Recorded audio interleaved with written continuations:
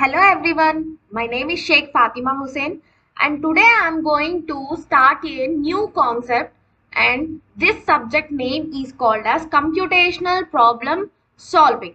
And in this subject the first unit is problem solving and introduction to C. ఇప్పుడు problem solving techniques తెలుసుకుందాం, అలాగే C గురించి కూడా introduction అనేది చూద్దామండి. ఫస్ట్ వచ్చేసి problem solving and introduction to C అంటే ఫస్ట్ మనం ప్రోగ్రామ్ గురించి అయితే తెలుసుకోవాలి కదా. So what is the meaning of program means we already know about this. Program is a set of instructions which is run by the computer to perform specific task. ఒక task perform చేయడానికి అయితే మనం set of instructions ని run చేస్తాము, అది compiler ద్వారా జరుగుతుంది. Next ఆ టాస్క్ ని డెవలప్ చేయడానికి మనం ఏదైతే ప్రోగ్రామ్ రాసుకుంటామో దాన్ని ప్రోగ్రామింగ్ అంటాం. దట్స్ ఇట్ అండి. That is called as program and programming. So we learned new words, program and programming. Next title వచ్చేసి problem solving techniques. Problem solving techniques లో మనకు కొన్ని స్టెప్స్ అనేవి ఇన్వాల్వ్ అయి ఉన్నాయి. Steps to solve problems, this is the first topic. దీన్నే problem solving techniques అయినా మనము అనొచ్చండి.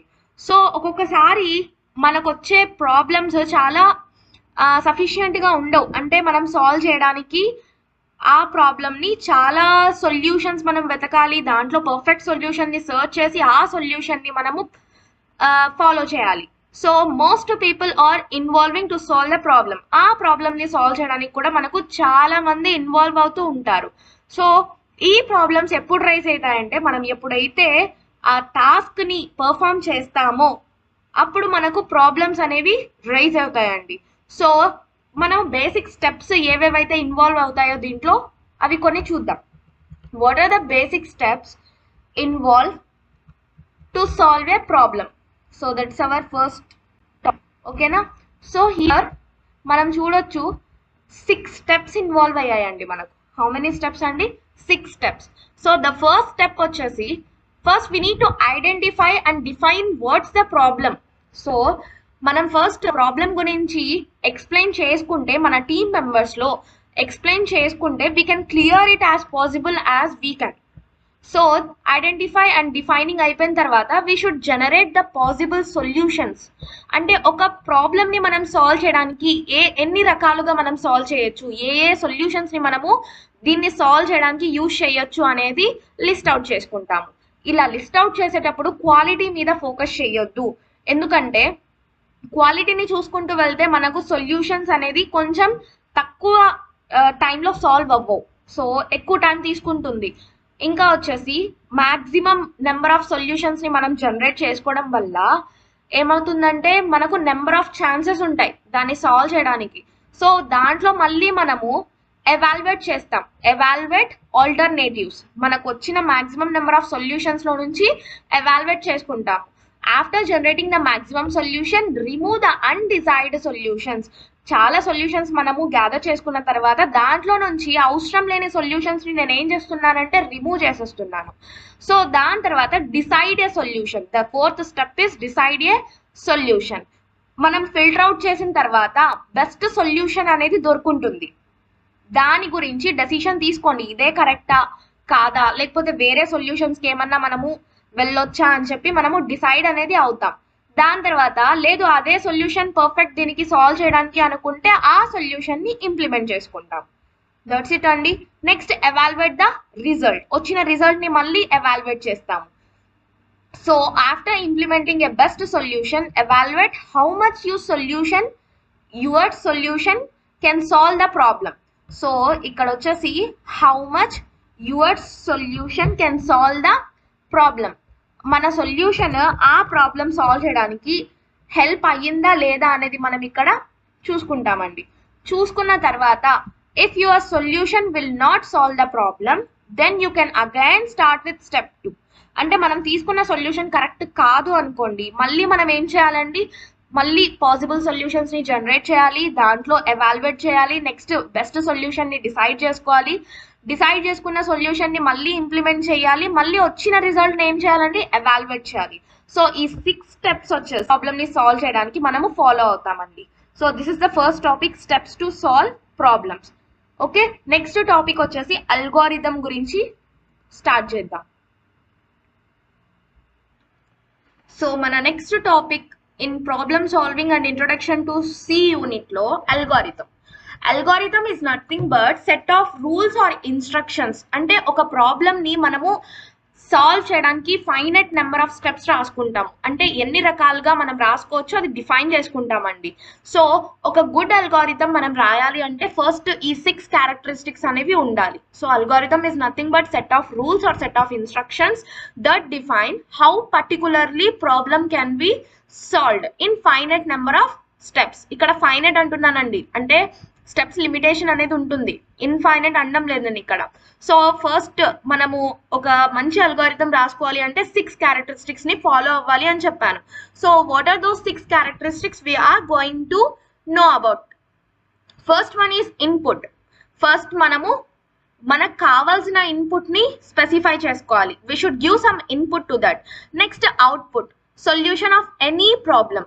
So next definite, solution must be clearly defined. అంటే మనకు కావాల్సిన సొల్యూషన్ మస్ట్ బి క్లియర్ గా మనము డిఫైన్ చేసుకోవాలి. Next effective, that should be effective. Next finite, steps must be finite, అంటే ఎన్ని స్టెప్స్ లో కావాలో మనము ఒక లిమిట్ అనేది రాసుకోవాలండి. Next correct output must be generated. So ఈ 6 స్టెప్స్ మనం ఫాలో అయితే లాస్ట్ కి మనకు కరెక్ట్ అవుట్పుట్ అనేది వస్తుంది. So first one is input, output, definite, effective, finite and correct. Okay na andi? So these are the 6 characteristics. Next, what is the advantage of algorithm? Manam algorithms use cheyadam valla advantages enti, disadvantages ento chuddam. So first one is it is the way to solve a problem stepwise. So it is easy to understand. So we are defining a problem in a stepwise. So దీని ద్వారా మనకి ఏమవుతుందంటే it is very easy to understand. Next, it uses definite procedure. అంటే మనకు steps ఎన్నొస్తాయి అనేది పక్కాగా తెలుసు ఇక్కడ. అదిగాక డెఫినైట్ అంటే సొల్యూషన్ అనేది మనము క్లియర్ గా డిఫైన్ చేసుకుంటున్నాము, ఆ ప్రొసీజర్ ని ఫాలో అవుతుంది. Next, it is not dependent with any programming language. Algorithm A programming language మీద డిపెండ్ అవ్వదు. Each step has it own meaning, so it is easy to debug. ప్రతి ఒక్క స్టెప్ కి తన ఓన్ మీనింగ్ ఉంటుంది కాబట్టి ఎర్రర్ ఎక్కడ రైజ్ అయింది అని మనము ఈజీగా కనుక్కోవచ్చండి. These are the advantages. Next disadvantages ఏంటి అంటే first point time consuming. Next branching and looping statements use చేయడానికి కొంచెం ప్రాబ్లమ్గా ఉంటుంది. ఓకేనా అండి? లూపింగ్ స్టేట్మెంట్స్ మనకందరికీ తెలుసు, for, while, do while. Next branching statements like decision making statements, if, else if, else, nested if else if, ladder, ఇవన్నీ. Next వచ్చేసి large problems are difficult to implement. So large problems ని మనము implement చేయడానికి కొంచెం కష్టంగా ఉంటుందండి. So this is about algorithm. First algorithm is nothing but it is a set of instructions or rules. ఓకేనా అండి? సో దాని తర్వాత 6 క్యారెక్టరిస్టిక్స్ మీరు ఎక్స్ప్లెయిన్ చేయాలి. దాని తర్వాత advantages and disadvantages. That's it. So next topic is flowchart.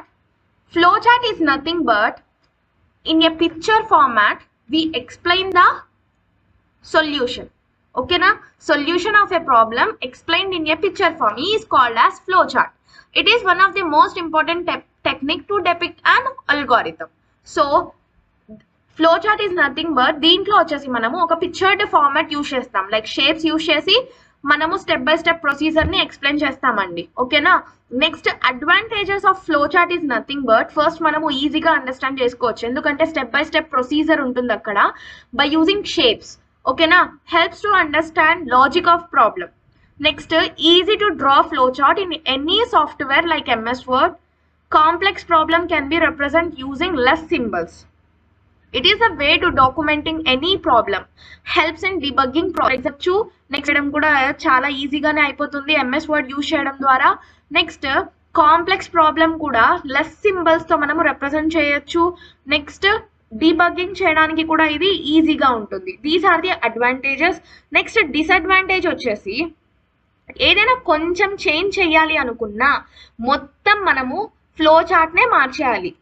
Next, showing many looping and branching become complex. మనం చాలా loops or branching statements use చేయడం వల్ల అది కొంచెం కష్టంగా ఉంటుందండి నెక్స్ట్ అర్థం చేసుకోవడానికి. Modification of flow chart is time consuming. So మనం ఏమన్నా మోడిఫికేషన్స్ చేస్తే మళ్ళీ స్టార్టింగ్ నుంచి ఫ్లో చార్ట్ వేయాలి అని చెప్పాను. సో దీని ద్వారా టైం అనేది కూడా వేస్ట్ అవుతుంది అని చెప్తున్నాను. ఓకేనా అండి. నెక్స్ట్ కొన్ని సింబల్స్ ఉన్నాయి. సింబల్స్ ఓకేనా, దాని యొక్క పేరు అండ్ మీరు చూసినట్లయితే symbol, name, description. So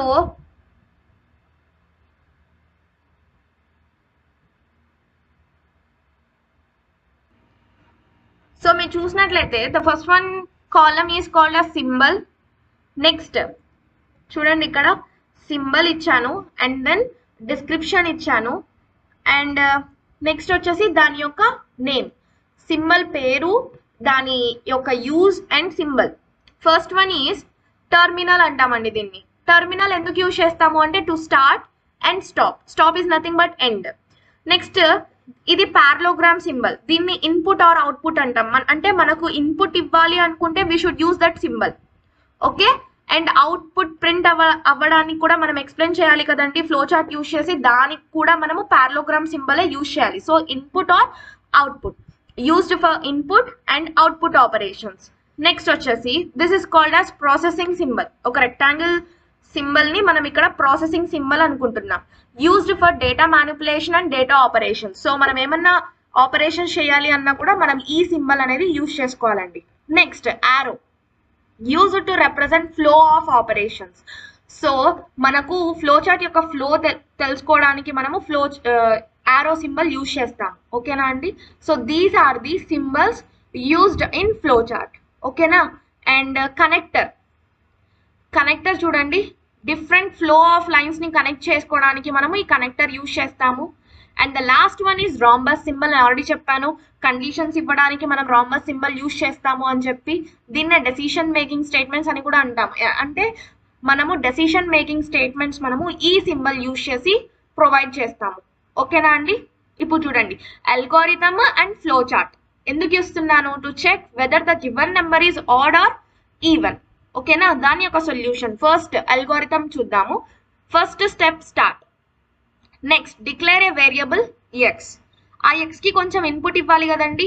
from యూజరే ఇవ్వాలి దానికి ఇన్పుట్. అండ్ అది వెళ్ళి ఎక్కడ స్టోర్ అవుతుందంటే ఎక్స్ లో స్టోర్ అవుతుంది. ఇప్పుడు నేను డెసిషన్ మేకింగ్ స్టేట్మెంట్స్ యూజ్ చేస్తున్నాను.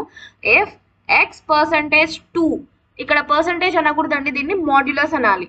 సో మాడ్యులస్ కి డివిజన్ కి డిఫరెన్స్ ఏంటి అంటే డివిజన్ కోషంట్ వాల్యూ స్టోర్ చేస్తుంది, అదే మాడ్యులస్ అయితే మీకు రిమైండర్ వాల్యూ స్టోర్ చేస్తుంది.